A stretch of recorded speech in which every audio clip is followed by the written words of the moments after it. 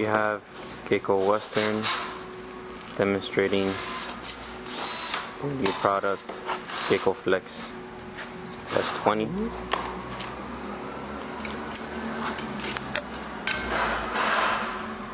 As Bobby talked about, and you can come up there and see, and you'll see exactly why we stir them independently. You see on the top we have a clear liquid flowing. If you pour it off the top, you're just going to have that chemical and not everything in there. So the heavier particles are going to be sitting down on the bottom, the lighter chemicals are floating on the stuff, on the top of the stuff. So see, as soon as you start mixing that, it will alter its appearance really quick.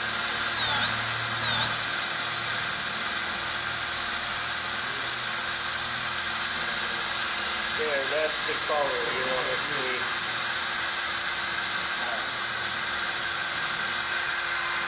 Now, if you're mixing out of 5-gallon bucket, you have 5 gallons of A, 5 gallons of B. You may want to start with a small batch, because as we talked about, it doesn't have a long life there in Florida. When you roll it on or spray it on the inward, you feel that it starts thickening up to you, and you got to clean out the sprayer before everything gets up. You lose your hose, you have to rebuild the sprayer and all this.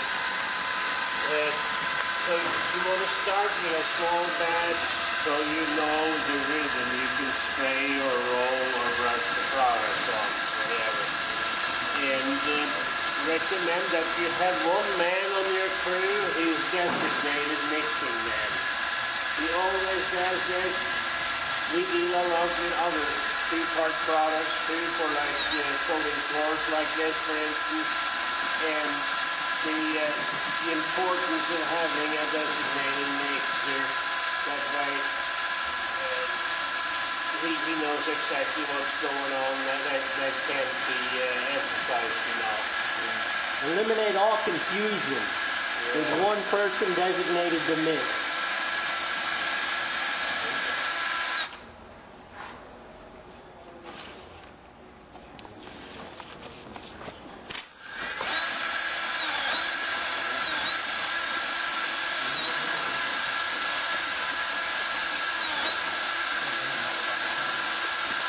A couple of years ago, I'm out in California, and we're doing a pedestrian deck, and I go through the mixing process, and they start cutting in the deck when the first batch is mixed and stuff. So now all the good guys on the crew, they're cutting in, you know, so they send the least skilled guy back to do the mixing, and he hadn't understood a word what I said. So now he goes ahead and he pours it, and I look, we have a nice gray color, and then something comes almost white. Improper mix, you know, you see it right away on the coatings there. It's not a difficult thing once you've done it a couple of times, but until you understand the mechanics, it's easy to make mistakes.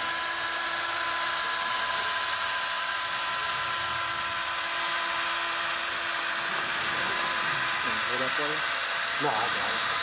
It'll stop spinning in a minute. As soon as you get that sediment off the bottom. And then he makes it. He scrapes the bottom and the corners with the mixer, because that's where all the heavy stuff is attached.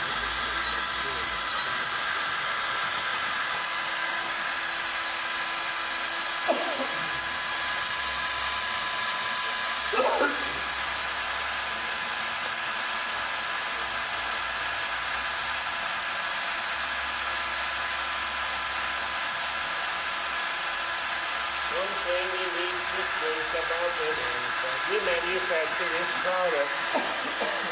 We pour together things, chemicals that are compatible with each other. They do not react with each other. The most important manufacturing process is done in the field when you mix these two incompatible parts together that will react with each other. So that's the importance of the timing and all that. See how he pours these parts in first? A part is heavier. So you pour that on top and it will sink and aid you in the mix. It's not detrimental, but it's just a little trick. If you remember it, it's good.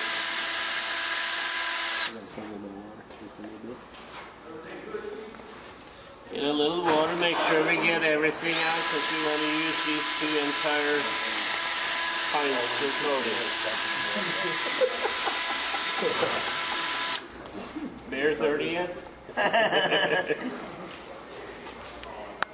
Water closed. I think it was beer 30 when I got up this morning. 5 o'clock somewhere. Oh, 5 o'clock in the morning? Yeah, I never bother too much with AM, PM myself. Yeah, I never paid attention to those things. They were immaterial.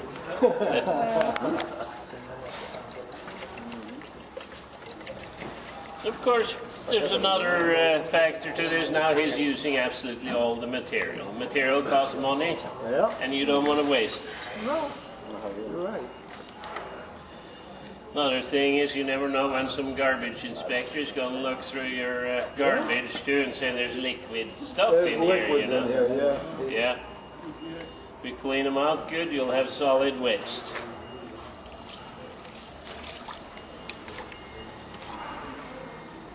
Now, how much water did you add, Bobby? Just a very little bit right now. Just a very little bit to aid him in the mix. Hey, in the mixing, okay. You see that for a little water for the mixing.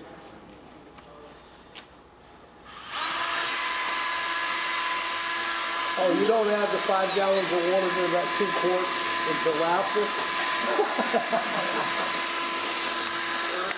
So we're reading 114, he's going to mix till we have 119, 5 minutes. 5 minutes. And that's where the boxing gets thrown off, because now you get all the molecules from the 2 different components. They get all in around each other and can start reacting with each other. If you box, you always have pockets that are going to have less of one or the other, and you may have soft spots or you may have thin spots in your coating.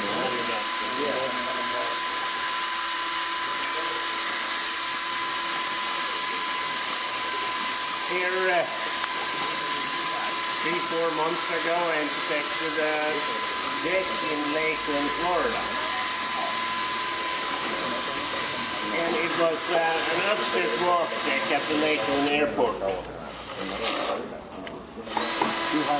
the contractor meets us down on the ground and says, you know, I make this perfect. Pre-mixed it, mixed everything really good, exactly by the book. Your coating is peeling off this deck. Is something wrong with the coating? So I go up there and sure enough, it's peeling, so I lift up a practical coating, and here, primer is white and tacky underneath. It's part A.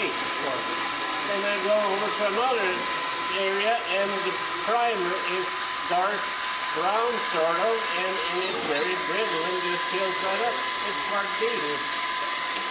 So now the guy isn't so sure he was there exactly when they did those areas, but he was there for everything else. So completeness, they coated half the deck with part A and the other half with part B. Beautiful job, nice even coating. And at the end of it, he wasn't so sure he'd been there at all.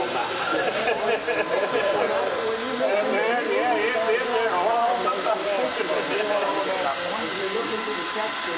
out the grinder. Grind it all down to the inside. And you know how hard that is when you're having a weird product. You set that grinder down and it's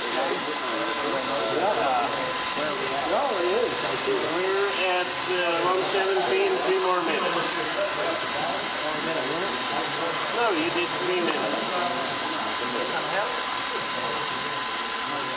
Huh? Need some help? No. You want to try it? Yeah. This is hands-on training. Come on. Bobby has probably mixed up thousands of gallons of his product so that he doesn't need more training. I used to mixing it by the 55-gallon drum.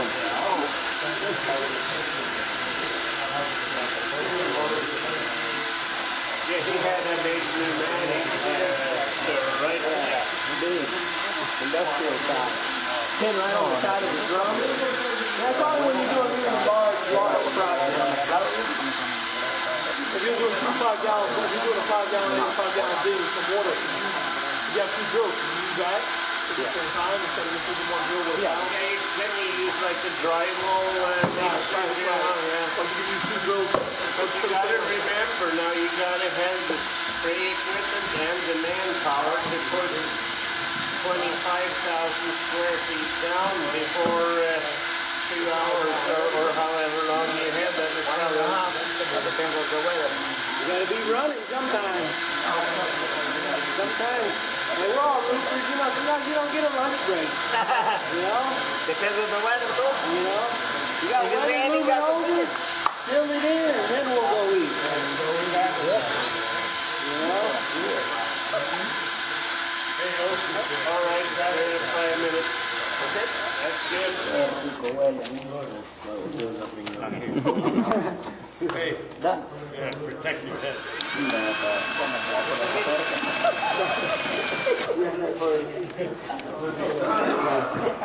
You have something to dip the roller in? We can pour out a little bit. We can.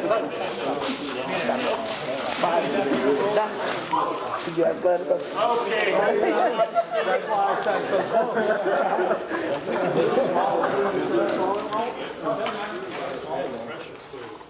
And we'll just pour some out because that's the size roller that we use on the roof. So, Nice clean substrate. I like that. Very clean. who wants to roll a little E5320 here?